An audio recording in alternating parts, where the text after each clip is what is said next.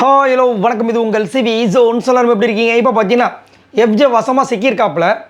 ஆனால் வந்துட்டு திமிராக வந்து பேசுகிறாரு வினோத் கிட்ட. அதுவும் பார்த்தீங்கன்னா என்னால் செய்ய முடியாது, அந்த சாரிக்கு ஒரு பனிஷ்மெண்ட் இருக்குது பார்த்தீங்களா, அதை கேட்கவே முடியாதுன்னு ஒரு பெரிய சண்டை நடக்குது. அதுலேயும் பார்த்தீங்கன்னா பிக் பாஸ் சொன்னதுக்கு அப்புறமும் மறுபடியும் மைக்கை வந்து கழட்டி போகிற விஷயங்கள்லாம் நடக்குது. ஸோ அதை பற்றி பார்க்கலாம்.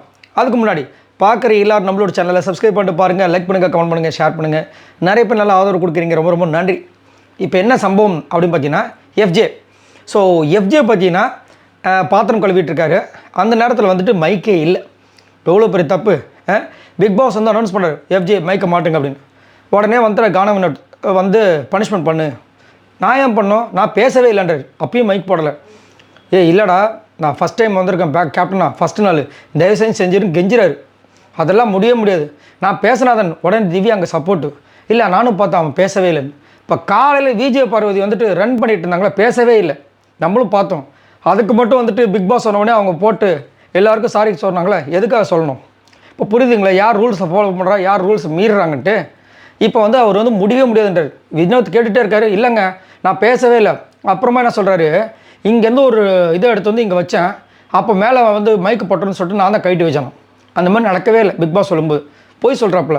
அப்போ வந்துட்டு ஆதிரி திரும்ப என்ன சொல்கிறாங்கன்னா, இப்போ நீ கழுவும் போது வந்துட்டு மைக்கு போட்டுறோம், மைக்கில் தண்ணி போட்டுறோன்னு நினச்சிக்கிறல்ல, நாளைக்கு இதே மாதிரி ஒரு டாஸ்க் கொடுத்தா என்ன பண்ணுவேன்? அப்போ மைக்கு கைட்டு வச்சுட்டு பண்ணிடுவியா அப்படின்னு பயங்கரமாக கொஸ்டின் பண்ணுறாங்க.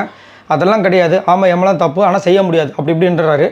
அந்த நேரத்தில் திடீர்னு வந்து சபரின்னு கேட்குறாரு, என்ன அவன் வந்துட்டு டாஸ்க்கு அந்த சாரி அதை இது பண்ணுறானா இல்லையா அப்படின்னு கேட்கும்போது ஒரு பார்த்தியா, இல்லை இப்போ பண்ணிவிடுவான்னு சொல்லிட்டு வினோத் சொல்கிறப்பல இப்போ டென்ஷன் ஏறாரு எஃப்ஜே. ஓ அப்படியா, இனிமேல் நான் இப்போ விட மாட்டேன், இனிமேல் யார் மைக் போடலாம் நான் கேட்பேன். கேளுப்பா, பிக் பாஸ் சொல்லணும்ல, சொன்னால் தானே நம்மளும் வந்து பனிஷ்மெண்ட் கொடுக்க முடியும் அப்படின்னா. அப்போ இனிமேல் வந்துட்டு யாராவது கைட்டி வச்சுட்டு ரெஸ்ட்டும் போட்டோம், நான் எடுத்து ஒழிச்சு வச்சிட்றேன், அப்போ பிக் பாஸ் கேட்பார்ல, அப்போ நீங்கள் மாட்டினீங்க அப்படின்றாரு.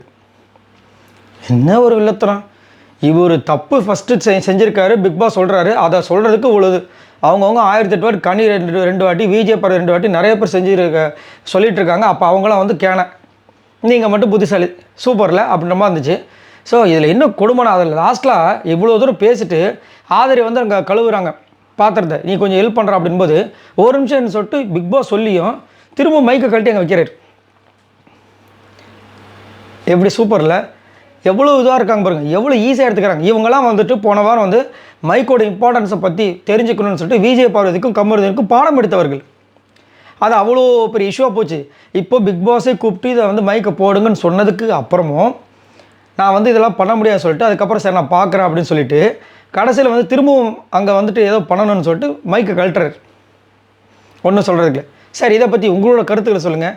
இந்த வீட்டில் வந்து பார்த்தீங்கன்னா இந்த மாதிரி தான் நடக்குது. அதே மாதிரி கானவனத்தை ரொம்ப பயப்படுறாரு.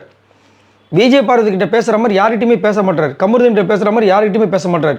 சரி, இதுக்கும் அப்புறமும் தேவையில்லாமல் பிரச்சனை நம்ம மாட்டிக்க வேணாம்னு சொல்லிட்டு ரொம்ப இதுவாகவே இருக்கார். அப்படி இருக்க வேண்டிய அவசியமே இல்லை. ஏன்னா அவருக்காக ஓட்ஸ் போட மக்கள் இருக்காங்க. அவர் யாருக்கும் பயப்பட வேண்டிய அவசியமே கிடையாது. ஏன்னா இன்றைக்கி காலையில் பார்த்தீங்கன்னா விஜய் பார்வதிக்கிட்ட பேசின விஷயங்களை யாருக்கிட்டையுமே பேசவே இல்லை.